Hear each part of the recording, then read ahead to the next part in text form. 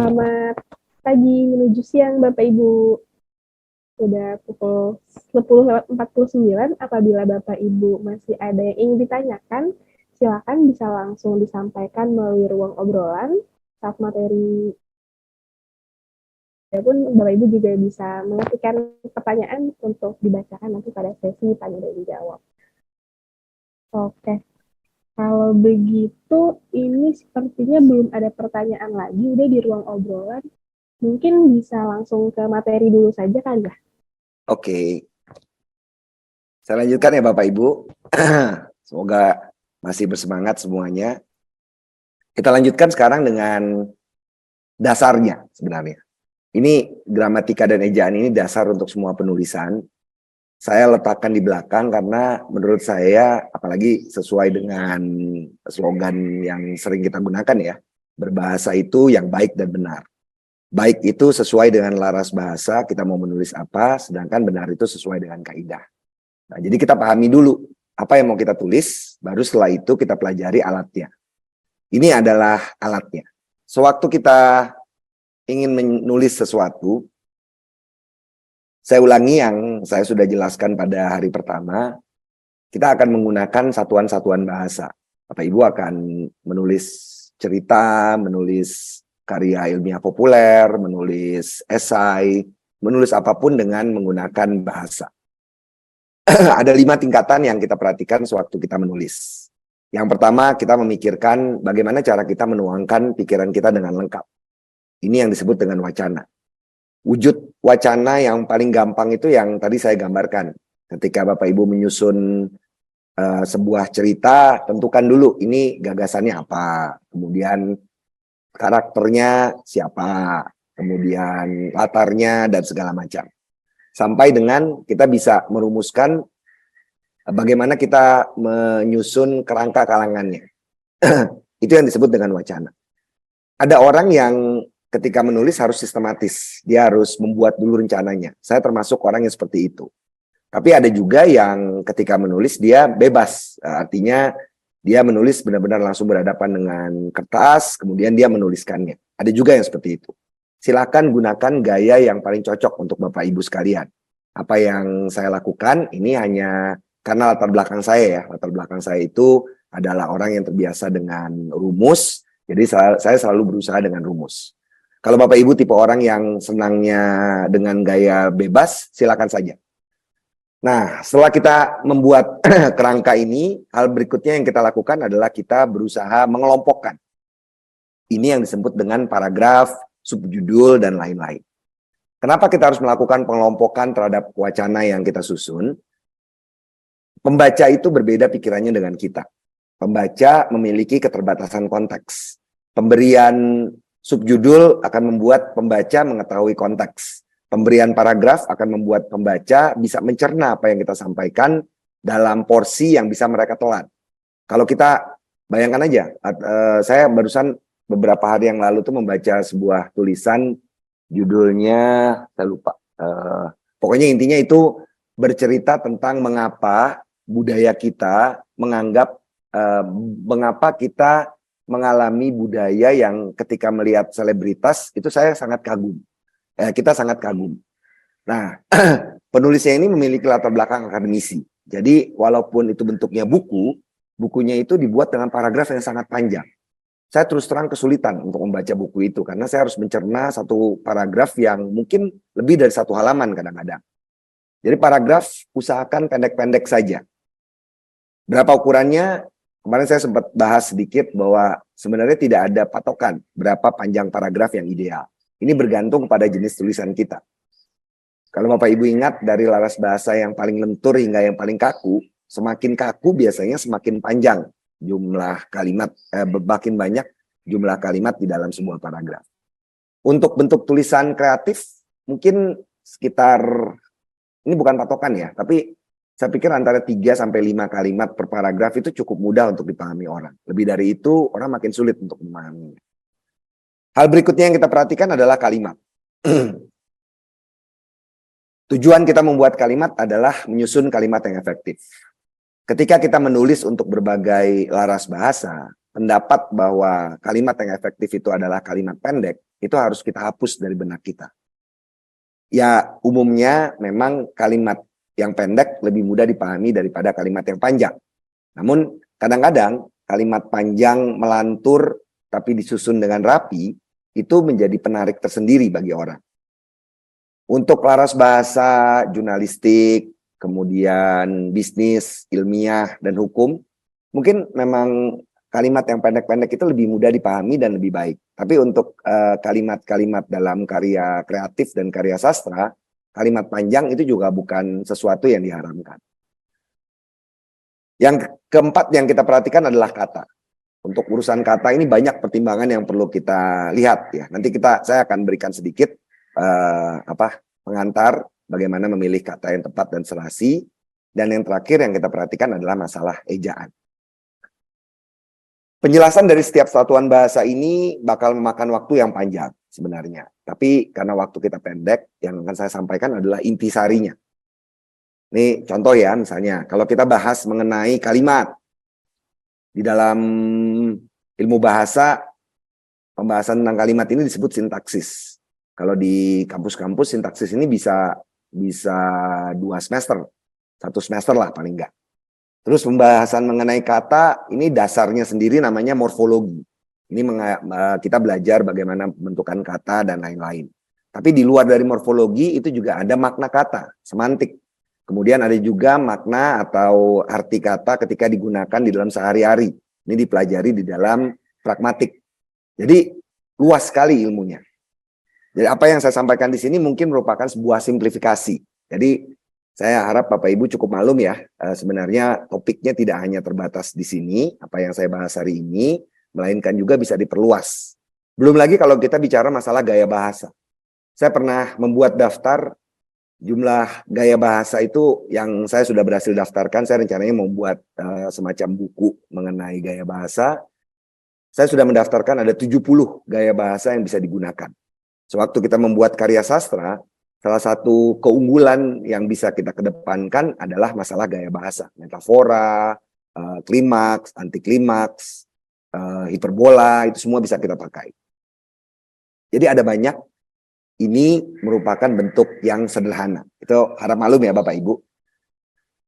Yang pertama yang kita perhatikan namanya wacana. Wacana ini adalah keseluruhan tulisan kita. Bapak Ibu ingin membuat esai, mau membuat cerita fiksi, mau membuat cerita non-fiksi, mau membuat karya ilmiah populer, bahkan mau membuat surat bisnis, surat dinas, yang Bapak Ibu gunakan adalah kita merancang dulu wacana yang mau kita sampaikan. Sewaktu kita merancang wacana, kita lihat 2 hal dulu. Oke, Bapak Ibu mau membuat memoir. Memoir dalam pengertian sederhana adalah diari lah ya, catatan sehari-hari kita. Kita akan menyusun tujuan dan bahan dulu. Tujuannya apa dan bahannya bisa kita kumpulkan dari mana. Tahapan ini bisa kita lakukan dengan terpisah, tapi juga bisa kita lakukan sambil jalan. Saya pribadi lebih senang merancang pada bagian awal dulu. Jadi saya rancang dulu nih, saya mau bikin apa. Wujud dari perancangan saya biasanya saya punya kerangka.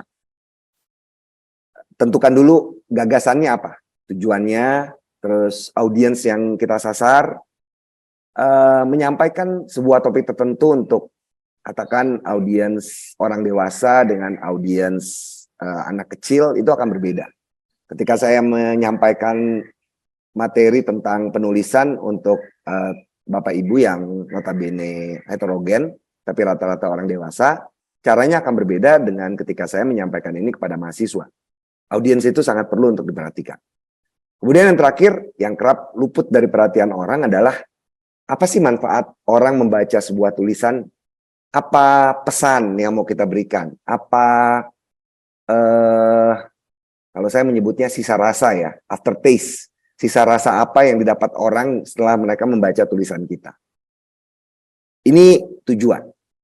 Kemudian yang kedua, bahan. Ada orang yang bilang ketika menyusun esai, saya tinggal menggunakan pikiran saya sendiri aja. Saya nggak perlu bahan-bahan lain. Menurut saya itu tidak terlalu tepat.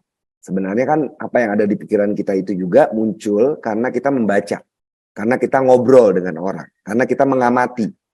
Jadi paling tidak kita itu punya 3 sumber. Asupan, yaitu bacaan, percakapan, dan amatan. Kalau kita ingin menghasilkan tulisan, itu kan kegiatan produktif. Kegiatan produktif itu harus ada imbangannya, kegiatan reseptif. Harus ada bacaan, harus ada percakapan atau amatan yang kita lakukan. Kalau tidak ada itu, susah kita menulis yang bagus. Akan kelihatan bahwa sudut pandang kita sempit jadinya. Ini yang menyebabkan kenapa kemarin saya dengan tegas bilang bahwa seorang penulis itu harus seorang pembaca yang rajin. Bapak Ibu bisa saja berargumentasi bahwa enggak kok, saya cukup dengerin orang, saya cukup mengamati, silakan dicoba. Saya sangat yakin kemungkinan besar untuk berhasil itu kecil. Kenapa? Karena pertama kosakata. Kekayaan kosakata kita tumbuh karena kita baca. Kalau orang ngobrol itu kosakatanya nggak akan banyak. Kemudian kedua, yang kita pelajari dari membaca adalah kita akan melihat bagaimana struktur kalimat dalam bentuk tulisan yang mudah dipahami dan enak untuk dibaca orang. Itu tidak bisa kita dapatkan dengan hanya mendengarkan percakapan atau nonton YouTube, itu nggak akan kita dapat. Kemudian kedua, dari kita merancang, hal berikutnya yang kita lakukan adalah mulai menulis. Ini kita menyusun. Penyusunan wacana bisa kita lakukan dengan membuat kerangka lebih dahulu. Minimal ada pendahuluan, isi, dan penutup. Semua tulisan pasti ada seperti itu. Bapak Ibu tiba-tiba diminta untuk membuat laporan. Pikir dulu pembukanya apa, isinya apa, penutupnya apa. Di dalam menulis cerpen misalnya, tadi kan saya beri gambaran ya, untuk sebuah cerita itu pasti ada pendahuluan yang menceritakan latar, tokoh, dan kondisi sosial. Kemudian ada isi yang itu menjabarkan konfliknya atau hal-hal yang pentingnya, dan bagian penutup. Yang terakhir, kita akan memperhatikan penyajian. Jadi kalau dilihat di sini, penyajian itu bagian yang penting juga di dalam penulisan. Di dalam penyajian, salah satu yang paling penting adalah luangkan waktu untuk melakukan penyuntingan. Biasanya hal-hal yang berhubungan dengan keindahan tulisan itu tidak kita perhatikan sewaktu kita mulai menulis. Ini baru kita perhatikan ketika kita selesai dan kita punya waktu untuk melihat tulisan kita kembali, memperbaiki hal-hal yang belum sempurna. Ini yang disebut dengan wacana. Jadi kalau kita rumuskan, apa sih yang perlu kita siapkan, yang perlu kita lakukan sewaktu menulis, kita mungkin bisa mengerucutkan kepada 5 hal ini. Kita tentukan tujuan, cari bahan, rancang struktur, kemudian kita sempurnakan media dan formatnya. Kita turun ke, lagi-lagi ini saya tegaskan ini simplifikasi ya Bapak Ibu ya, biar lebih mudah untuk Bapak Ibu pelajari. Di luar dari ini ada macam-macam, nanti ada teori tentang bedanya wacana lisan dan wacana tulisan. Kalau wacana tulisan itu kita hanya memperhatikan tulisan, tapi kalau lisan, waktu misalnya kita menyampaikan presentasi, menyampaikan pidato, itu ada aspek keterampilan nonverbal yang harus diperhatikan. Kita turun ke tingkatan berikutnya, ini disebut dengan paragraf. Sewaktu kita berbicara, kita tidak mengenal paragraf. Paragraf baru dikenal ketika kita menulis. Ketika kita mengembangkan paragraf, kita harus memperhatikan kualitas paragraf. Paragraf bukan hanya gabungan dari kalimat-kalimat, melainkan merupakan kesatuan gagasan yang disampaikan. Jadi kita harus memperhatikan nih, keutuhan dari sebuah paragraf.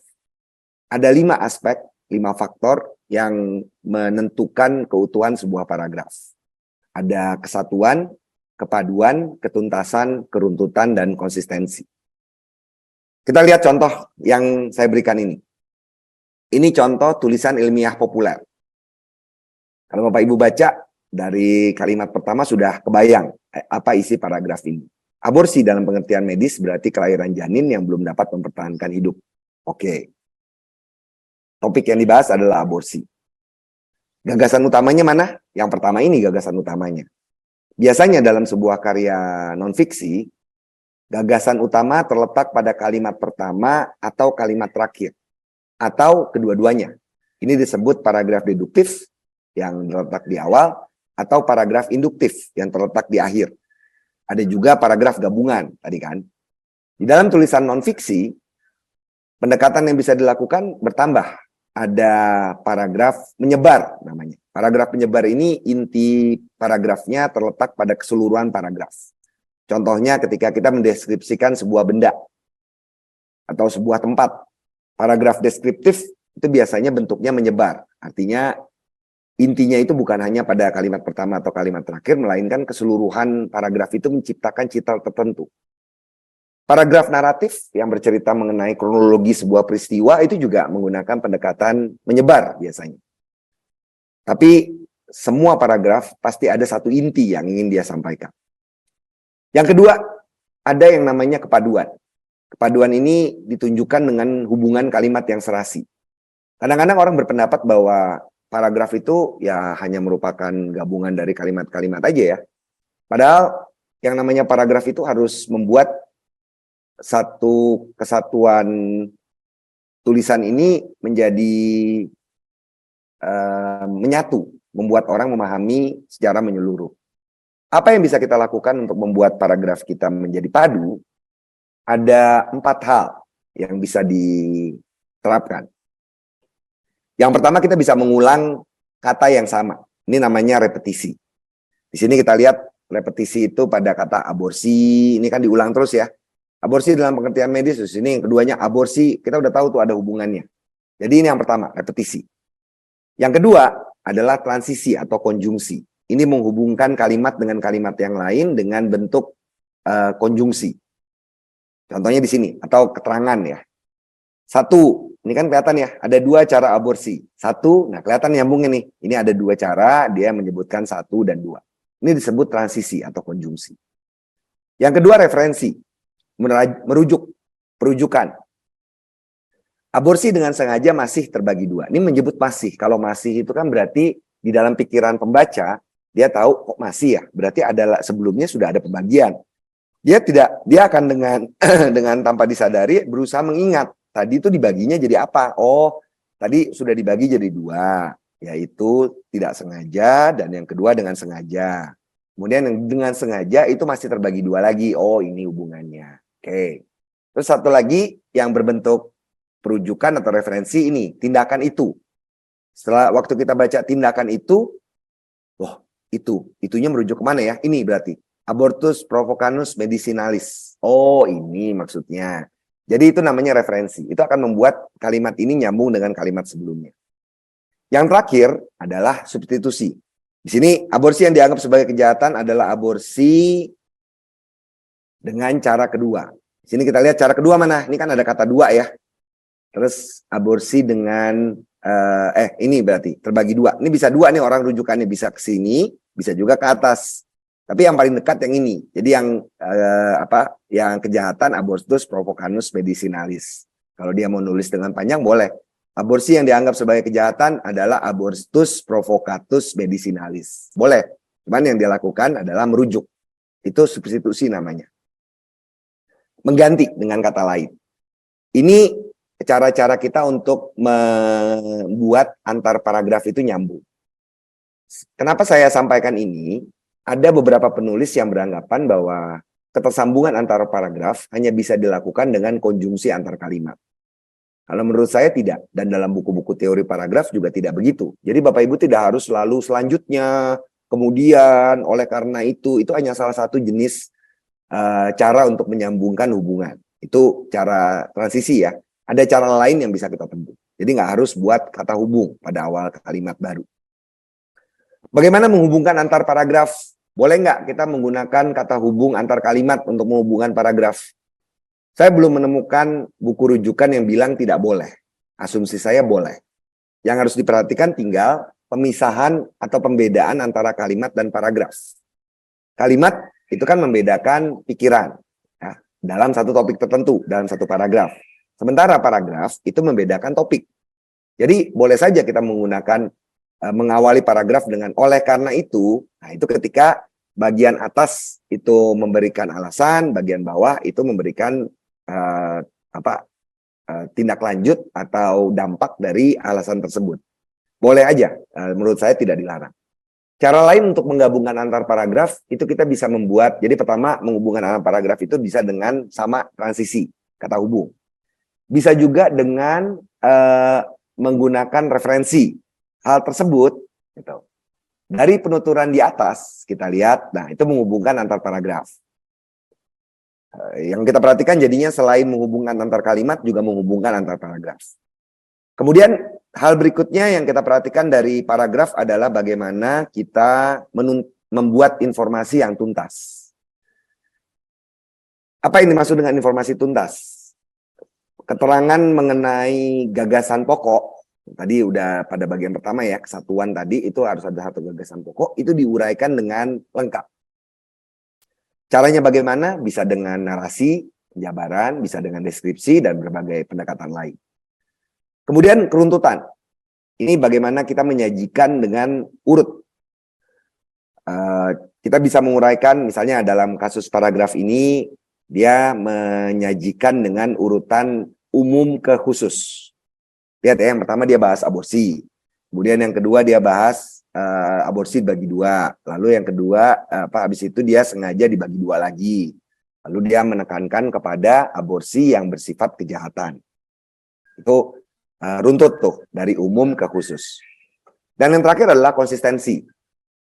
Istilah dan sudut konsisten. Dalam karya fiksi yang paling sering menjadi perhatian untuk konsistensi adalah sudut pandang narator atau orang yang berkisah, pengisah. Ini menggunakan satu sudut pandang, atau kalaupun dia berubah sudut pandang, pembagian sudut pandangnya itu jelas, misalnya per bab, dan itu bisa dilihat. Ini yang kita perhatikan dari paragraf. Di luar dari teori ini sebenarnya ada banyak lagi, misalnya jenis-jenis paragraf. Tadi kan saya sudah sampaikan, ada paragraf deduktif, ada induktif. Deduktif pada awal, induktif pada akhir. Kemudian dari segi cara menulisnya, ada naratif, deskriptif, argumentatif, dan penguraian ya. Itu jenis-jenis paragraf. Ada juga jenis paragraf berdasarkan letaknya. Ada pembuka, ada isi, ada penutup. Ini yang kita perhatikan dari paragraf. Kemudian setelah paragraf, hal berikutnya yang kita perhatikan adalah kalimat. Cepet ya. Jadi satu salin dia semuanya nih. Wacana satu, paragraf satu. Aspek lainnya tentu saja ada. Ini yang menjadi fokus utama saja. Kemudian yang ketiga, tingkatan ketiga yang kita perhatikan adalah kalimat. Sewaktu Bapak Ibu ingin memperdalam dan meningkatkan keterampilan menulis, mau tidak mau, Bapak Ibu harus memperhatikan struktur kalimat. Waktu kita menulis dengan cara biasa, waktu mulai belajar atau waktu belum mencoba meningkatkan kualitas tulisan kita, ya kita menulis sesuai dengan apa yang kita pikirkan. Dalam kenyataannya, kalau kelihatan sekali penulis yang baru mulai menulis dengan penulis yang sudah senior. Saya akan melihatnya dari bagaimana cara ia merangkai kalimat. Di dalam sebuah kalimat, selalu ada dua unsur utama, yaitu subjek dan predikat. Apa yang diterangkan dan apa yang menerangkannya. Ini disebutnya kaidah DM. Jadi kaidah DM itu bukan hanya berlaku terhadap gabungan kata, ia juga berlaku untuk sebuah kalimat. Jadi penting sekali untuk kita menentukan ini subjeknya apa, kemudian predikatnya apa. Kalau kita lihat dalam bentuk yang sederhana, kalimat dalam bahasa Indonesia ini memiliki 5 pola. Saya mengajar, ini subjek predikat. Ini struktur kalimat yang paling sederhana. Kemudian saya mengajari adik, ini ada objeknya. Objek terletak setelah predikat. Kalau dibalik, syarat objek adalah ketika dibalik menjadi kalimat, bisa dibalik menjadi kalimat pasif. Dan ketika dibalik menjadi kalimat pasif, objek akan menjadi subjek. Di sini adik diajari oleh saya, kan bisa ya. Tapi ada juga kata-kata yang terletak setelah predikat, namun tidak berposisi sebagai objek. Penandanya adalah ia tidak bisa dibalik. Saya belajar berenang. Berenang diajari adik kan nggak bisa ya. Nah, jadi berenang ini disebutnya pelengkap. Ada yang dua-duanya ada objeknya, ada pelengkapnya. Saya mengajari adik berenang. Dan yang kelima, bentuk kalimat yang lazim ada keterangan. Tentu saja variasi ini macam-macam ya. Ada yang subjek, predikat, keterangan. Saya mengajar tadi pagi. Saya mengajari adik tadi pagi. Bisa. Dan yang 5 ini yang paling lengkap. Keterangan merupakan unsur dari sebuah kalimat yang paling fleksibel. Keterangan itu bisa dipindah ke depan, ke tengah, atau ke belakang. Coba, tadi pagi saya mengajari adik berenang. Bisa ya? Saya tadi pagi mengajari adik berenang. Bisa, tapi biasanya pesannya itu lebih sulit untuk dipahami orang. Kalimat yang mudah dipahami orang biasanya berurutan, subjek dan predikat. Kalau kita menyelipkan keterangan di tengah-tengah, kemampuan orang untuk memahami kalimat kita biasanya menjadi lebih meningkat. Orang mesti mencerna dulu nih, oh bagian ini cuman keterangan. Semua kalimat ini, kelima pola kalimat ini disebut kalimat tunggal. Kalimat yang hanya memiliki satu predikat atau satu subjek. Bentuk kalimat berikutnya adalah kalimat majemuk.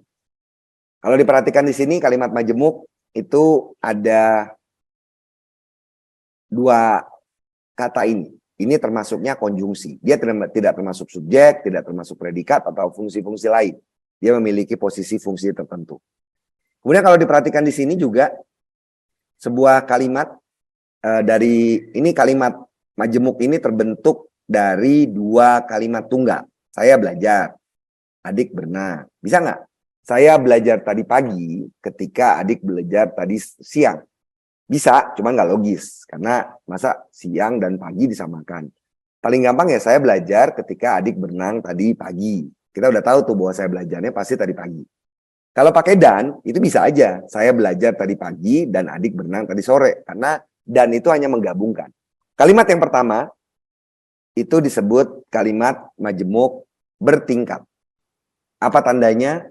Kalimat majemuk bertingkat itu dihubungkan oleh kata hubung atau konjungsi subordinatif atau konjungsi bertingkat. Ciri lainnya, bagian ini bisa dipindahkan ke depan.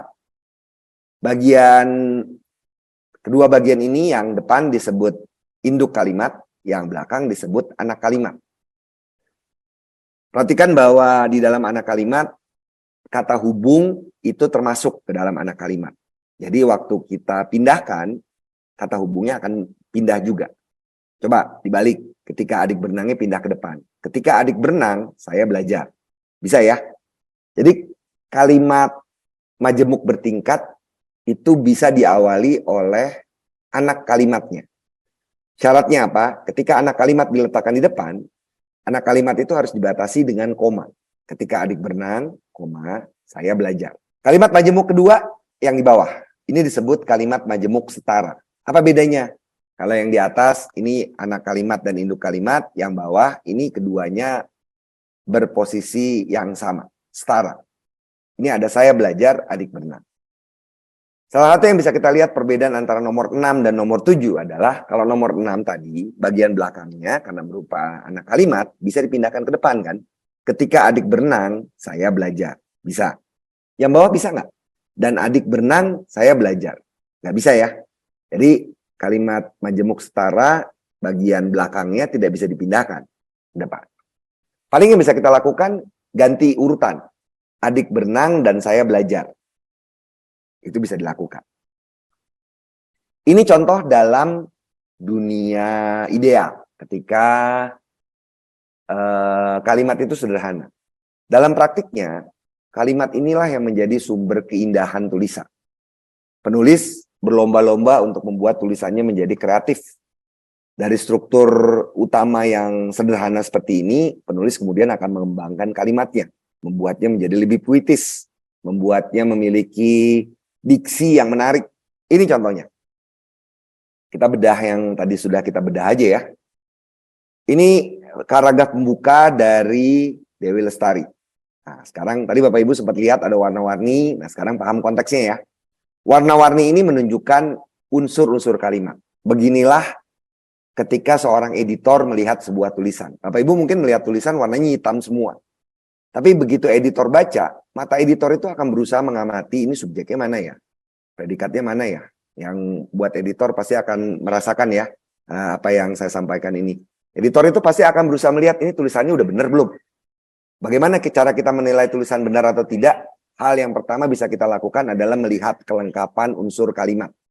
Subjek dan predikat harus ada. Apakah benar-benar harus? Kita lihat di sini ya. Kalau kita perhatikan di sini, coba. Kematian sekalipun tak akan menekukkan lututnya di hadapan musuh, koma, tetapi hidup berkeinginan lain. Ini kalimat yang bagian depan. Yang jelas begitu kita lihat ada kata tetapi, oke, ini sudah kalimat majemuk. Kita bisa pisah nih, yang bagian depan dan bagian belakang. Bisa dibalik nggak? Tetapi hidup berkeinginan lain, kematian sekalipun tak akan menekukkan lututnya dari musuh. Nggak bisa. Sekarang unsur-unsurnya. Predikat mana? Biasanya yang paling gampang itu predikat. Menekukkan. Oke. Tapi di depannya ada keterangan. Tak akan. Jadi predikatnya itu tak akan menekukkan. Ini gabungan kata, frasa. Kalau gitu subjeknya di depan dong. Ya, kematian sekalipun. Kemudian objeknya apa? Lututnya.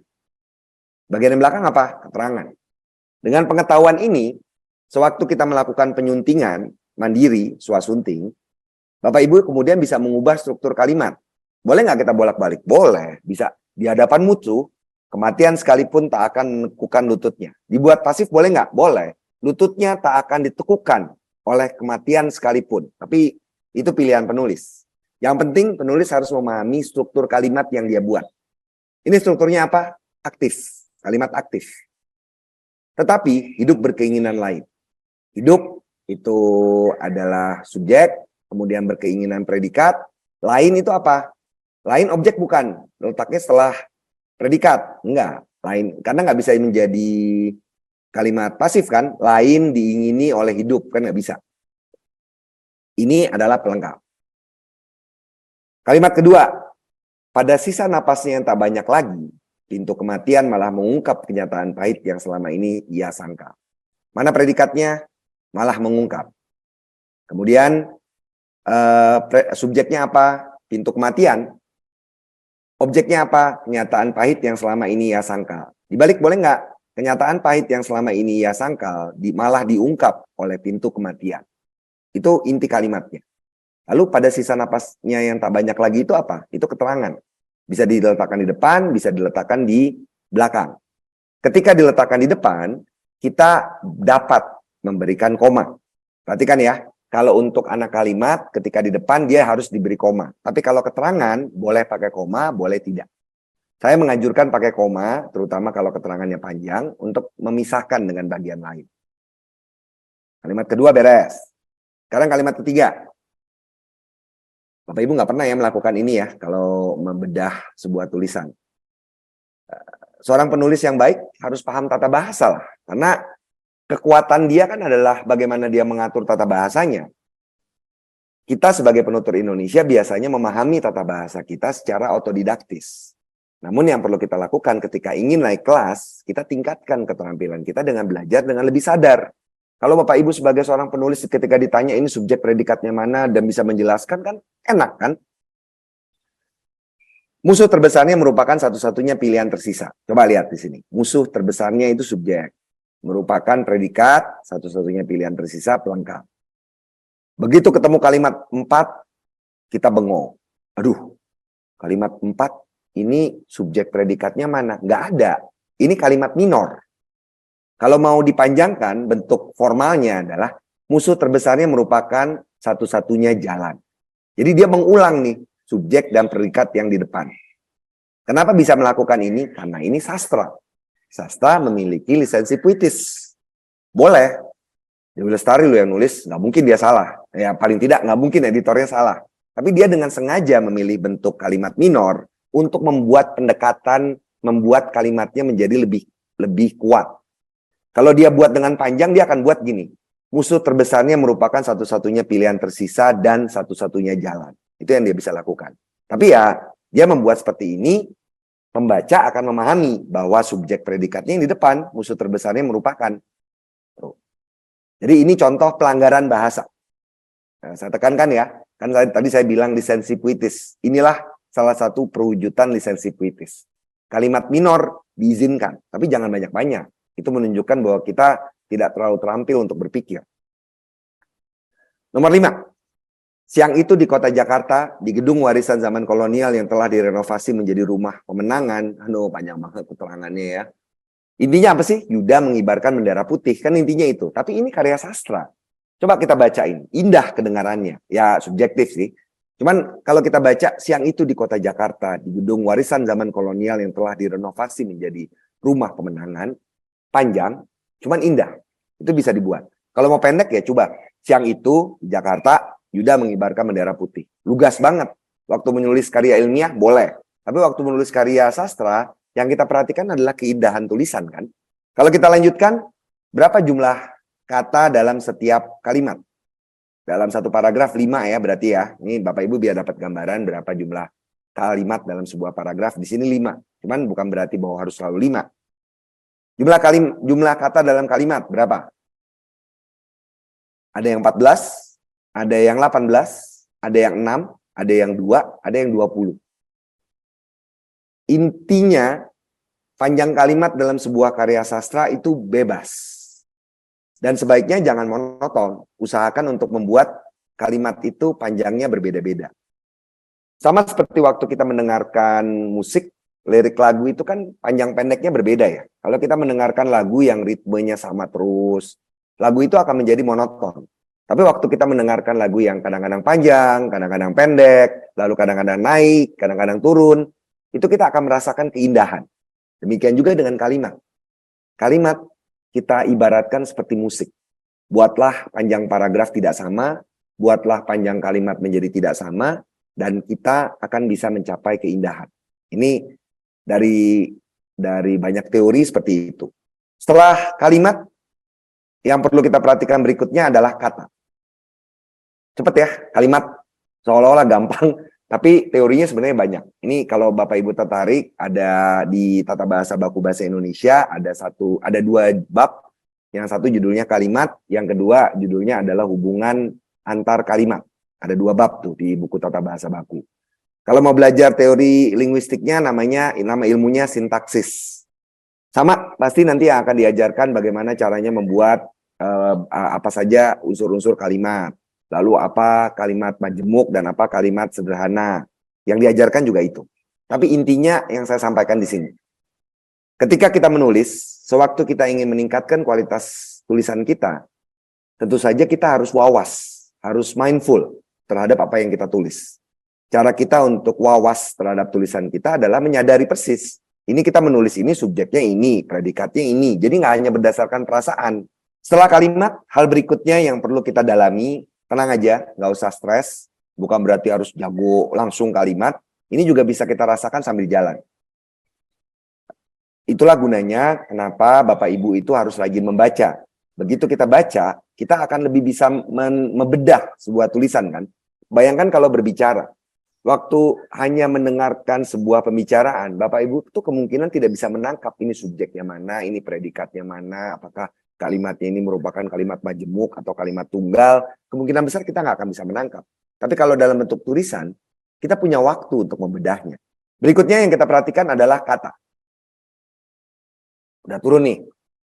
Untuk kata, kita akan melihat ketepatan, keserasian, dan kecermatan. Kita telah satu persatu ya. Ketepatan itu berhubungan dengan makna. Sewaktu kita menyusun kalimat, yang kita lakukan adalah kita menyampaikan makna. Ada beberapa hal yang kita perhatikan sewaktu kita memilih kata yang tepat. Pertama, setiap kata itu memiliki makna yang asli, denotatif, dan makna yang melekat atau konotatif. Kata yang berhubungan dengan meninggal dunia misalnya, itu ada banyak. Ada mati, meninggal dunia, mampus, wafat, mangkat, koit, tewas, gugur. Banyak banget. Dan setiap kata itu memiliki konotasi sendiri-sendiri. Kalau kita menulis, pria itu tewas. Yang kebayang oleh kita dia kena kecelakaan, dia keracunan mungkin ya kalau tewas ya. Tapi kalau kita bilang pria itu meninggal dunia, maknanya macam-macam. Kita harus melihat konteks lain. Pria itu mangkat. Wah, ini bangsawan nih kayaknya. Pria itu gugur. Wah, ini di medan pertempuran. Jadi dengan hanya melihat pilihan kata yang kita gunakan, pembaca itu akan membentuk konotasi sendiri dalam pikirannya. Ini yang perlu kita perhatikan. Kemudian yang kedua yang kita perhatikan, ada yang namanya kekhususan di dalam sebuah kata. Ia memakai baju biru. Pembaca akan membayangkan biru yang macam-macam tuh. Biru muda, biru dongker, biru langit, biru Ben-Hur. Semakin tajam kita menggunakan makna kata, semakin nyata bayangan di dalam benak pembaca. Kita harus berusaha untuk menggunakan kata yang setepat mungkin dengan apa yang kita bayangkan. Tentu saja ini tidak bisa diterapkan juga secara menyeluruh ya. Artinya bisa saja kita justru menggunakan kekuatan kata yang bermakna umum untuk membuat kesan yang ambigu di kepala pembaca, kalau memang itu yang kita inginkan. Hal berikutnya yang kita perhatikan adalah adanya hubungan atau relasi antar kata. Relasi kata ini macam-macam. Sebagai seorang penulis, mau tidak mau Bapak Ibu harus lebih meningkatkan keterampilan dong. Kita paling tidak tahu ada yang disebut homonim, homofon, dan homograf. Mudah-mudahan Bapak Ibu sudah tahu ya. Homonim itu adalah kata yang tulisan dan pengucapannya sama, tapi maknanya berbeda. Kalau ada penulis yang bilang misalnya, kok menulis tahu yang artinya makanan dan yang artinya paham itu sama, itu saya akan mempertanyakan status penulisnya. Berarti dia tidak mengetahui konsep homonim. Semua kata berpotensi menjadi homonim. Kita mengenal kata bisa. Kata bisa itu bisa bermakna dapat, bisa juga bermakna racun kan. Jadi yang namanya homonim itu lazim, termasuk kata tahu. Tidak usah membedakan penulisan tahu yang artinya makanan dengan tahu yang artinya paham. Ada beberapa orang tuh yang berusaha menulis tahu yang artinya paham dengan kata tahu, hanya hilang. Alasannya biar beda dong. Dia lupa bahwa cukup banyak kata yang tulisannya sama, pelafalannya sama, tapi maknanya berbeda. Itu lazim sekali. Terus menulis orang tua. Ada yang membedakan, orang tua ditulis terpisah, artinya orang yang lebih tua. Orang tua yang dirangkai, artinya ayah ibu. Paham dong konsep homonim? Ya udah, lihat aja konteksnya. Nggak usah dipaksa gitu dibedakan. Kalau gitu caranya banyak sekali kata yang mesti kita manipulasi. Yang penting kita paham. Karena begitu orang membaca tulisan, dia juga akan melihat konteks, bukan hanya apa yang tertulis. Terus kita juga harus memahami bahwa ada kata yang berubah makna. Ada orang yang protes. Dalam surat dinas gitu misalnya. Atas perhatian Bapak Ibu, kami ucapkan terima kasih. Kok ucapkan sih? Ini kan nggak dilafalkan. Yang namanya ucapkan, itu maknanya mengalami perluasan.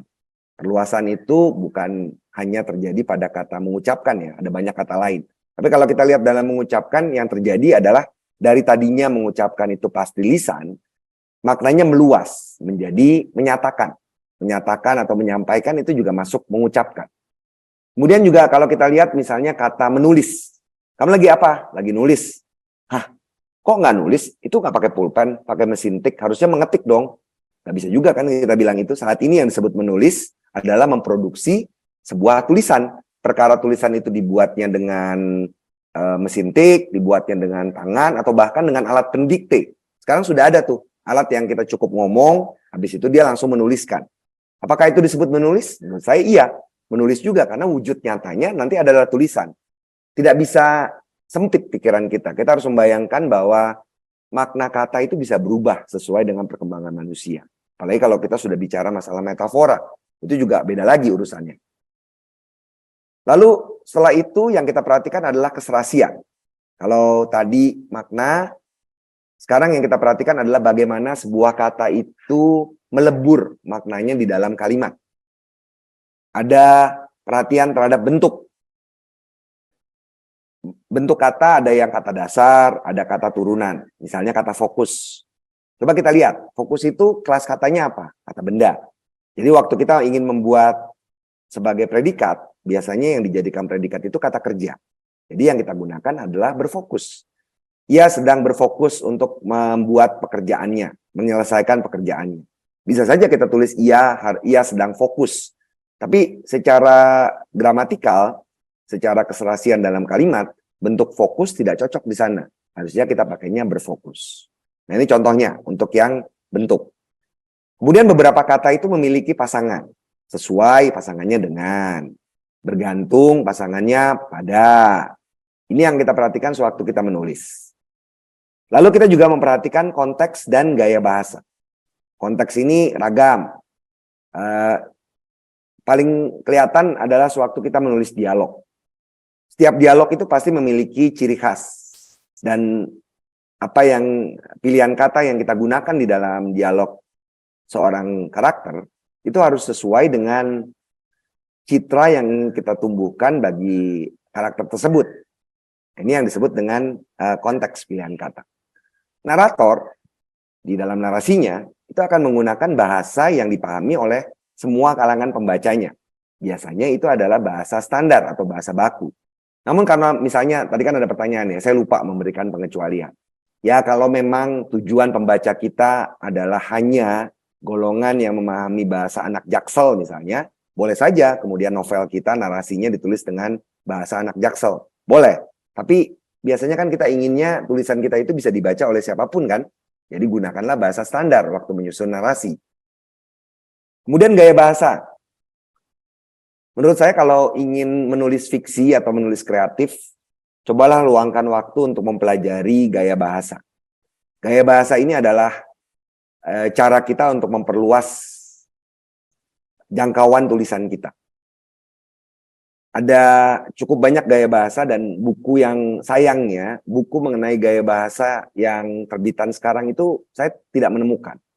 Sampai sekarang buku yang saya gunakan sebagai rujukan untuk gaya bahasa itu buku Diksi dan Gaya Bahasa. Itu karangan Pak Goris Keraf. Tahunnya udah lama banget, kalau saya nggak salah 72 itu dicetak ulang. Tapi saya belum ketemu buku lain yang baru yang menjelaskan gaya bahasa selugas gaya Pak Goris untuk menyampaikan gaya bahasa. Masih bisa dicari di Tokopedia atau di Shopee. Kalau bajakan atau enggak saya nggak tahu ya. Cuman masih ada, masih bisa dicari. Dan yang terakhir adalah kecermatan. Kecermatan ini kadang-kadang oleh sastrawan dibentengi dengan sudut pandang pleonasme. Boleh dianggap sebagai gaya bahasa pleonasme, boleh aja. Tapi terutama kalau kita, menurut saya sih, ada banyak cara lain yang bisa kita lakukan untuk menunjukkan kelebayan. Tidak harus dengan pengulangan kata-kata ini. Ini kita lihat menggunakan kata yang bersinonim. Agar, supaya, hanya saja, hanya, sekadar. Itu sama semua artinya. Nggak perlu dua-duanya, pilih salah satu. Kemudian bentuk jamak. Kata para, banyak, beberapa itu sudah melambangkan kejamakan. Jadi di belakangnya tidak usah kita gunakan kata ulang. Kemungkinan besar kita terjebak karena kita mengikuti pola bahasa Inggris. Kalau kita lihat dalam bahasa Inggris itu kan there are many elements contohnya. Banyak unsur. Kalau kita terjemahkan secara harfiah kita akan menerjemahkan banyak unsur-unsur. Padahal cukup banyak unsur, tidak perlu banyak unsur-unsur. Beberapa teman-teman saya, cukup beberapa teman saya, tidak perlu beberapa teman-teman.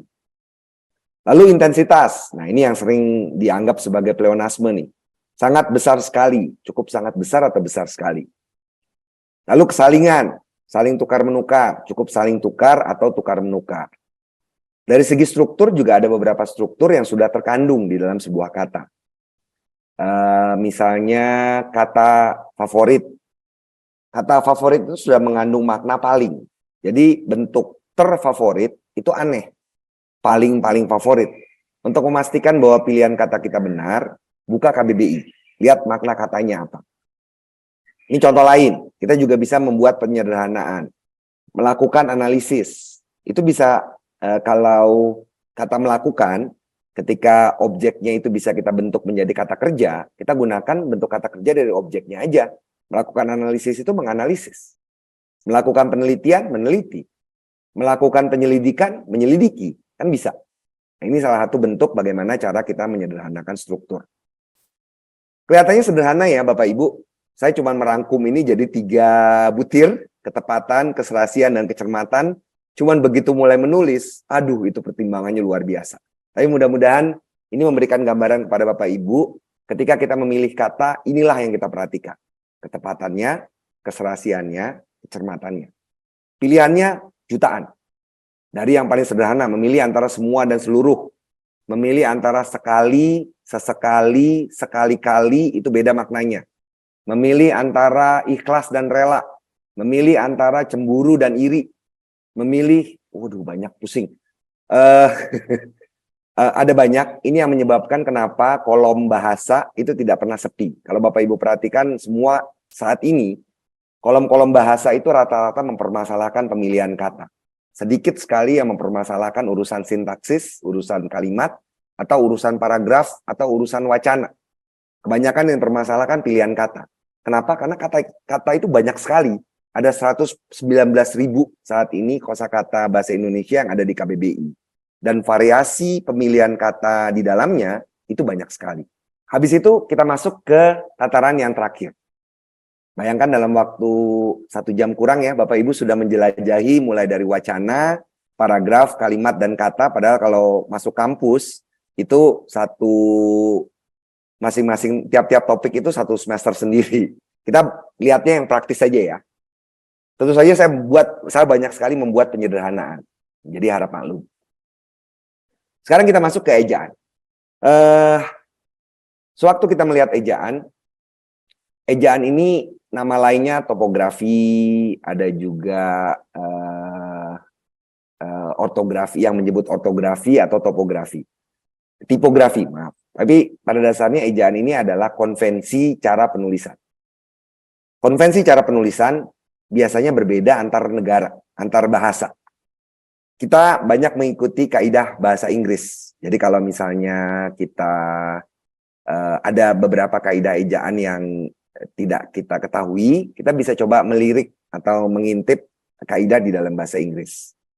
Kenapa kaidah ejaan di dalam bahasa Indonesia belum seperti bahasa Inggris yang banyak? Karena bahasa Indonesia itu baru berkembang.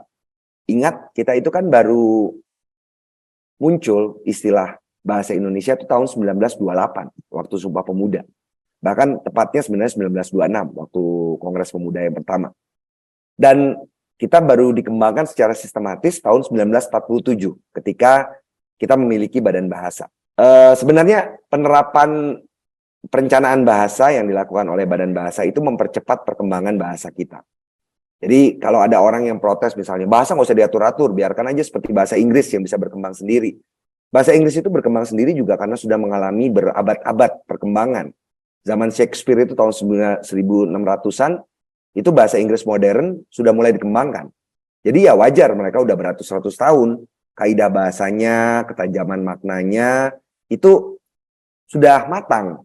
Beda dengan bahasa kita 100 tahun aja belum. Jadi ya wajar kalau kita masih bingung yang benar itu mengklik atau mengeklik, karena kita baru menyerap.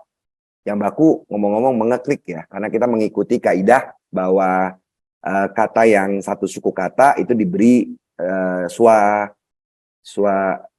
diberi luncuran, jadinya mengeklik.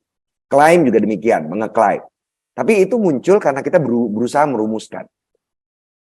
Kembali ke sini, kaidah ejaan itu mengatur 4 hal sebenarnya. Kalau buka KBBI, buka EED, ini saya kemarin sudah saya berikan, cuman mungkin saya ulangi lagi ya, biar Bapak Ibu ingat. Situsnya itu ejaan Kemdikbud.go.id. Ini situsnya. Saya kirim ke ruang obrolan. Situs ejaan Kemdikbud ini bisa kita gunakan untuk melihat penulisan yang baku. Bagaimana kalau saya nggak mengikuti penulisan yang baku? Boleh, nggak ada yang bisa melarang. Karena kan saya bilang tadi kan, yang namanya ejaan itu konvensi. Selalu ada orang-orang yang tidak mengikuti konvensi. Wong konvensinya kalau lampu merah berhenti, tetap aja ada banyak motor yang melanggar kan. Terus kalau ditegur, itu yang ada motornya malah yang ngomel-ngomel. Kok saya jadi curhat ya. Tapi intinya aturan, ada orang yang bilang bahkan aturan itu dibuat untuk dilanggar. Cuman kita melihat dari sisi yang baiklah. Aturan ini dibuat untuk menyeragamkan pemahaman orang terhadap sebuah tulisan. Ini ada semua ya Bapak Ibu bisa pelajari, meskipun mungkin ada beberapa yang perlu penafsiran. Kita kembali ke sana. Yang saya berikan di sini sebenarnya adalah bentuk ringkas dari apa yang ada di ejaan Kemdikbud.go.id. Penggunaan huruf. Pertama, huruf kapital. Kalau dilihat di pedoman EED, itu ada banyak butirnya. Tapi kalau kita sederhanakan, kita bisa bagi menjadi 3. Penulisan huruf kapital, huruf miring, dan huruf tebal. Ini ringkasannya. Huruf kapital digunakan untuk awal kalimat atau awal kalimat dalam petikan langsung. Ini sering muncul pertanyaan nih dari penulis pemula. kok ini di tengah kalimat terpakai huruf kapital? Karena ini semestanya udah beda. Ini dalam bentuk kutikan, ini dalam bentuk narasi. Makanya dua-duanya pakai huruf kapital. Kemudian awal tiap unsur judul. Undang-undang tentang perseroan terbatas. Ini P dan T-nya huruf kapital ya. T-nya huruf kecil karena ini merupakan partikel. Bagaimana cara kita menandai mana kata yang ditulis dengan huruf kecil? Begini caranya. Buka KBBI. Kemudian cari kata tersebut. Misalnya kata dalam. Nih lihat. Dalam itu bisa punya lebih dari satu makna. Ini homonim. Ada yang maknanya kata sifat, A. Ada yang maknanya kata benda, N. Bisa diambangkan ya. Tapi ada juga yang maknanya partikel, kata depan. Jadi mesti hati-hati untuk kata dalam. Dalam kadang-kadang menggunakan huruf kecil, kadang-kadang menggunakan huruf kapital. Lihat, dia itu berfungsi sebagai apa. Pusing, ya mesti belajar. Cuman dalam kok, yang lain nggak susah. Di misalnya. Di jelas, hanya P. Berarti pakai huruf kecil. Jadi tandanya sebuah kata kalau dia ditandai dengan P ini partikel, kelas kata yang meliputi kata depan, kata sambung, kata seru dan lain-lain, itu ditulis dengan huruf kecil. Tentang huruf kecil karena P. Atas. Atas punya dua sifat, nomina sama partikel. Jadi tergantung. Kami ucapkan terima kasih atas. Nah, di sini partikel, jadi huruf kecil kalau ditulis dalam judul. Tapi kalau dia dari atas bukit, itu dia merupakan nomina. Jadi ditulisnya dengan huruf kapital. Susah, semua bahasa pasti ada kesulitan kayak gini. Ini huruf kapital ya, untuk judul. Yang berikutnya adalah huruf kapital untuk nama diri. Nama diri adalah penunjuk entitas yang unik. Apa itu? Orang, jabatan, organisasi, hari keagamaan, ada banyak. Nah, ini cukup mudah sebenarnya. Yang sulit biasanya ini, terutama buat penulis fiksi. Penyapaan dan pengacuan. Hari ini ibu gembira. Ibu di situ pakai huruf kapital apa enggak ya? Pakai. Karena di situ digunakan sebagai pengacuan. Ada dua jenis yang ditulis dengan huruf kapital, yaitu ketika digunakan sebagai penyapaan dan digunakan sebagai pengacuan. Apa bedanya? Penyapaan itu orang kedua. Jadi, selamat pagi Bu. Itu orang kedua kan? Kita menyapa ibu. Bu-nya pakai huruf kapital. Selamat pagi Andi. Nah, Andi pakai huruf kapital karena itu merupakan nama. Selamat pagi Paman. Paman pakai huruf kapital karena menyapa. Pengacuan itu kita gunakan untuk orang ketiga yang unik. Paket sudah diterima oleh ayah. Nah, ayah di sana itu unik, orangnya tertentu. Kita pakai huruf kapital. Demikian juga di sini, saya mendengar ayah. Kapan ayah tidak menggunakan huruf kapital? Kita tidak menggunakan huruf kapital ketika itu tidak unik. Contohnya, kita harus menghormati ibu dan ayah kita. Nah, di situ kan tidak unik kan? Karena ada perujukan. Di situ kita pakai huruf kecil. Kemudian huruf kapital digunakan untuk mengawali singkatan gelar. Di sini sengaja saya berikan contoh dokter, karena dokter itu perlakuannya khusus. Dokter anak, dokter gigi, dokter hewan, itu secara tradisional dari dulu kita tulis dengan huruf kecil. Itu penulisan huruf kapital. Kemudian huruf miring, kita tulis untuk judul dalam kalimat. Judul novel misalnya, ini contohnya ya. Terus pengkhususan, abad, ini dikhususkan. Lalu yang bukan bahasa Indonesia, ngikutin sampai tanda verboten. Pertanyaan yang paling sering diajukan untuk huruf miring ini, kalau kita buat di dalam tulisan fiksi, di dalam narasi, apakah kita harus menggunakan huruf miring? Jawabannya iya, karena narasi menggunakan bahasa Indonesia. Banyak banget dong kalau narasinya banyak menggunakan bahasa non baku. Ya, kalau gitu narasinya ditulis dengan bahasa baku lah kalau gitu. Terus bagaimana kalau dalam dialog? Sebenarnya tidak ada pernyataan di dalam EED kapan boleh tidak menggunakan huruf miring untuk kata bahasa asing atau kata tidak baku. Beberapa penerbit memutuskan kalau di dalam dialog kata tidak baku itu tidak menggunakan huruf miring. Beberapa penerbit ya. Tapi secara umum tetap pakai huruf miring. Biar gampang, jadi nggak pusing kan mikirinnya. Terus huruf tebal, ini kapan dipakai? dipakainya itu untuk mengkhususkan. Misalnya gini, yang sudah dikhususkan. Ora et labora ini kan bahasa Inggris, bahasa Latin. Kalau kita ingin menekankan kata et, ini harusnya kita pakai miring, tapi karena sudah miring kita pakainya tebal. Ini ringkasan umum untuk penggunaan huruf kapital, huruf miring, dan huruf tebal. Tentu saja ada varian-varian tertentu yang nanti perlu kita telaah. Nanti silakan ditanyakan kalau ada hal-hal yang masih membingungkan untuk penulisan huruf. Dari pengalaman saya, variasi penulisan huruf ini tidak pernah habis. Sesempurna apapun ejaan yang kita buat. Saya ambil contoh, selain EED, ada pedoman ejaan dalam bahasa Inggris. Ada yang namanya, yang paling tua itu namanya CMS, Chicago Manual of Style. Itu EED-nya versi bahasa Inggris. Itu juga digunakan untuk membuat daftar pustaka kan. Nah, CMS ini sekarang sudah versi ke-17, edisi ke-17. CMS dibuat mulai tahun 1905 kalau saya nggak salah. Sampai sekarang udah edisi ke-17. Jadi bayangkan, dan itu tebalnya sudah sekitar 1.200 halaman. Itu dia mengatur bagaimana menulis huruf kapital untuk apa saja, dan sudah cukup detail. Itu pun kadang-kadang masih ada yang terlewat. Jadi bayangkan bahwa EED kita itu memang jauh dari sempurna. Wong kita baru beberapa puluh halaman kok, banyak sekali aspek-aspek yang belum dibahas. Yang kedua, kita lihat penggunaan penulisan bentuk kata. Ada 5 bentuk kata yang digunakan dalam bahasa Indonesia: kata dasar, kata berimbuhan, kata ulang, kata majemuk, dan kependekan. Ini saya soroti beberapa isu yang penting saja, karena waktu kita pendek. Untuk kata dasar, yang sering jadi masalah adalah perbedaan antara bentuk baku dengan bentuk yang kita ketahui atau masyarakat ketahui. Bagaimana memilihnya? Kalau mau tegas, idealnya gunakan bentuk baku. Tapi itu kembali kepada pilihan Bapak Ibu. Yang penting menurut saya, pilihan itu harus dilakukan dengan terinformasi. Artinya bukan karena abai. Kita tahu bahwa bentuk yang baku antre. Tapi karena kita merasa nggak biasa deh nih, ya udah kita pakai antri, boleh. Kita tahu bahwa bentuk yang baku Sumatera tanpa e. Tapi ternyata di dalam peraturan pemerintah banyak menggunakan Sumatera. Lalu kita memutuskan ya udah deh Sumatera aja. Boleh, tapi yang penting tahu. Jangan sampai tidak tahu. Kemudian untuk kata berimbuhan ini tanda hubung bisa dipakai ya. Termasuk misalnya kita menggunakan akhiran lah misalnya.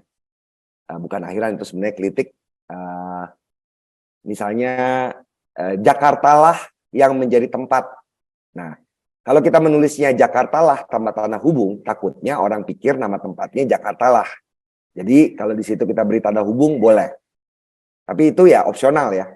Atau Allah lah Sang Maha mengetahui. Nah, di situ kalau kita tulisnya tanpa tanda hubung kan orang mungkin bingung ya. Itu boleh pakai tanda hubung. Boleh ya, bukan harus. Kemudian ada bentuk-bentuk terikat.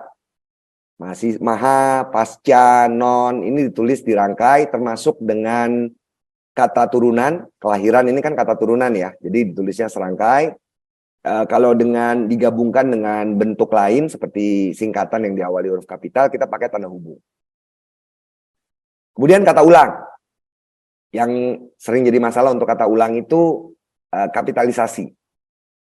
Di sini dilihat bahwa kalau kata ulangnya merupakan kata ulang sempurna, kiri dan kanannya sama, dua-duanya pakai huruf kapital. Jadi kalau Bapak Ibu misalnya judul novel kan ada kura-kura berjanggut. Kalau menurut EED harusnya dua-duanya dikapitalkan. Kura-kura. Karena itu sempurna, dua-duanya sama. Walaupun secara sifat dia merupakan kata ulang semu. Kemudian kata majemuk atau gabungan kata kita kenal. Gabungan kata dalam bahasa Indonesia umumnya ditulis terpisah. Berbeda dengan bahasa Jerman misalnya, atau bahasa Belanda, atau kadang-kadang bahasa Inggris. Kita umumnya ditulis terpisah. Tapi ada juga ternyata pengecualian. Ada kurang lebih 56 kata dalam bahasa Indonesia yang ditulis serangkai. Salah satunya olahraga. Kenapa? Ceritanya panjang nih kalau diceritakan. Gampangnya ginilah. Tahun 1901, Van Ophuijsen itu membuat kamus bahasa Melayu. Kata-kata Van Ophuijsen ini aslinya dari Belanda. Orang Belanda terbiasa membuat gabungan kata yang ditulis serangkai. Gara-gara si Van Ophuijsen, kata-kata yang ditulis di kamus itu banyak yang kemudian dipertahankan sampai sekarang. Bumi putra, matahari, olahraga. Itu rata-rata semuanya berasal dari kamusnya Van Ophuijsen. Itu penyebab kenapa ada beberapa kata bahasa Indonesia yang ditulis serangkai. Bisa nggak kita membuatnya menjadi biar seragam semuanya dipisah? Boleh aja, bangkitin aja Van Ophuijsen dari kubur terus bilang dia ganti dong Pak. Boleh. Cuman ya untuk sementara karena kita belum bisa melakukannya, kata-kata ini tetap kita tulis serangkai. Dianggap pengecualian. Kata majemuk ketika dijadikan bentuk ulang, itu kita ulang hanya kata pertamanya. Kemudian untuk tanda hubung, ini kita bisa gunakan untuk melengkapi. Membuat maknanya menjadi lebih jelas. Ibu, bapak dengan ibu, bapak kami berbeda artinya. Boleh, tapi tidak harus. Kemudian kependekan, ini ada singkatan yang menjadi perhatian itu biasanya tanda titik, kemudian huruf kapital dan lambang. Tanda titik ada yang tidak pakai sama sekali, ada yang selalu pakai dan tidak pakai spasi, ini untuk nama orang. Kemudian ada yang untuk singkatan 2 huruf, dan ada yang 1, ini untuk singkatan lain. Lalu setelah penulisan bentuk kata, sekarang kita lihat penulisan kelas kata. Ada 5 kelas kata yang dibahas secara khusus di dalam EED. Kalau kita ketahui kan di dalam bahasa Indonesia itu ada 11 kelas kata. Ini versinya Badan Bahasa. Versinya Pak Harimurti beda, versinya Pak Slamet Mulyana beda, tapi saya gunakan versi dari Badan Bahasa ya. Kelas katanya ada 5 yang dibahas, yaitu kata ganti, kata bilangan, kata depan, kata sandang, dan partikel penegas. Kata ganti, ini sering digunakan di dalam penulisan novel, penulisan fiksi. Ku dan kau, yang di depan kata kerja, ditulisnya serangkai. Jadi ku jual, kau beli. Boleh nggak kalau kata dasarnya itu merupakan kata turunan, misalnya membeli. Boleh nggak kau membeli? Tidak boleh jawabannya. Kenapa? Karena kau yang dirangkai itu adalah kau dan ku yang dirangkai itu menunjukkan kata kerja pasif. Jadi ini kalau mau nguji ganti dengan di. Buku itu sudah kujual. Buku itu sudah dijual. Dirangkai ya, karena bisa diganti. Buku itu sudah kau beli. Bisa ganti dibeli kan? Nah, itu dirangkai. Gitu cara membedakannya. Dengan rumus seperti itu, jadi kalau ada kata-kata ku harus, itu nggak boleh dirangkai. Kita harus memisahkan. Karena ku di sana berfungsi sebagai kependekan dari aku. Itu cara mengujinya ya. Jadi ku dan kau hanya dirangkai ketika membentuk kata kerja pasif. Itu penjelasannya. Kemudian ku, mu, dan nya pada akhir kata selalu ditulis serangkai. Ini kadang-kadang penulis pemula banyak yang tidak tahu ini. Lalu bagaimana menulis kata bilangan? Kaidah EED-nya seperti ini. Kalau dia bisa dinyatakan dengan satu kata, ditulisnya dengan huruf. Kalau lebih dari satu kata, ditulisnya dengan angka. Kalau berupa perincian, semua ditulis dengan angka. 2 sapi, 11 ayam, 23 telur. Awal kalimat tidak boleh diawali dengan angka. Harus dengan huruf. Kalau perlu ini kita tulis dengan huruf. Atau diganti struktur kalimat. Di dalam bidang hukum dan keuangan, kita bisa menggunakan angka dan huruf sekaligus. Kalau dalam cerpen, dalam tulisan bisnis, dalam tulisan kreatif, tidak perlu seperti ini. Banyak nih akun pemerintah yang menulis di dalam kiriman media sosial, itu dengan angka dan huruf seperti ini. Kaku banget, nggak usah. Kemudian bilangan besar kita tulisnya gini, bisa kita buat singkatannya. Jadi Rp 34 juta, tidak perlu Rp 34.000.000, nggak perlu. Boleh nggak 34 juta rupiah? Boleh, rupiahnya di belakang boleh. Nilai uang nulisnya begini yang formal. Kadang-kadang orang menuliskan dengan cara seperti ini. Rp 10.000,0. Gitu ya. Atau menulis Rp titik spasi 10.000. Ini keliru. Kenapa keliru? Pertama, Rp itu bukan singkatan. Rp itu adalah lambang mata uang. Jadi cara kita menuliskan sama dengan cara menuliskan mata uang lain. Contoh dolar ya. Dolar itu kan kita menulisnya gini, 10 dolar. Atau yen, yen juga sama menulisnya. Tidak pakai spasi, tidak pakai titik. Kemudian yang menulis dengan pakai tanda hubung, ini alasannya untuk mencegah orang menambahkan. Ya kalau kayak gitu gini aja, pakai 00 di belakangnya. Karena nggak ada yang mengajarkan ini. Ini kreativitas orang aja. Lalu bilangan tingkat atau kumpulan. Ketika diberi awalan ke, Kata bilangan itu bisa membentuk dua jenis. Bilangan tingkat atau bilangan kumpulan. Bagaimana contohnya? Ketiga orang itu berkumpul di lapangan. Ketiga di sana berfungsi sebagai kumpulan ya. Bisa juga orang ketiga merupakan pemain sepak bola. Itu juga bisa. Itu dua kata itu berfungsi berbeda. Yang satu bilangan kumpulan, yang satu bilangan tingkat. Tapi keduanya dituliskan dengan cara yang sama, yaitu dirangkai. Kedua. Kalau kita mau pakai angka, kita bisa tulis ke tanda hubung 2. Kemudian kata depan. Kata depan ini sering sekali sampai sekarang di yang dipisah dan di yang dirangkai. Cara mengujinya ganti dengan ke dan ganti dengan ganti dengan me. Kenapa bisa begitu? Karena di yang bisa diganti dengan ke, di yang dipisah, itu menunjukkan tempat. Diganti dengan ke. Contoh di mana bisa dengan kemana kan? Jadi di mana dan kemana selalu dipisah. Di dirangkai itu menunjukkan kata kerja pasif. Lawannya apa? Kata kerja aktif. Jadi di yang dirangkai bisa diganti dengan di yang me yang menunjukkan kata kerja aktif. Jadi disusun misalnya dengan menyusun. Nah, begini cara mengujinya. Lalu kata sandang, ini juga sering dipakai. Jadi pertanyaan bagaimana cara menulis kapitalisasi kata sandang. Kata sandang kita yang sering dipakai itu si dan sang. Dua-duanya ditulis dengan huruf kecil. Kemudian kata di belakangnya, kalau itu kata harfiah, si pencuri, sang pencuri, pakai huruf kecil. Kalau dia merupakan julukan, pakai huruf kapital. Untuk menyebut nama orang atau yang dihormati, kita pakai huruf kapital. Untuk menunjukkan penghormatan. Nama orang atau nama Tuhan. Sang Maha Pengasih. Boleh nggak si Maha Pengasih? Agak aneh ya. Perbedaan si dan sang itu kan kurang lebih. Si itu maknanya menurunkan hormat. Sang itu meninggikan hormat. Kurang lebih itu bedanya. Lalu berikutnya penggunaan spasi. Partikel penegas. Lah dan kah. Itu ditulisnya selalu serangkai. Tadi boleh pakai tanda hubung ya. Kalau di depannya nama yang menggunakan huruf kapital. Boleh, bukan berarti harus. Pun, itu pada umumnya ditulisnya terpisah. Siapapun, apapun, kapanpun, itu pakai huruf dipisah. Yang dirangkai adalah pun yang membentuk kata konjungsi. Apa saja itu? Dihafal. Ada 14. Ini silakan dicatat. Dihafal. Ada 14 ini yang ditulis serangkai. Yang lain ditulisnya terpisah.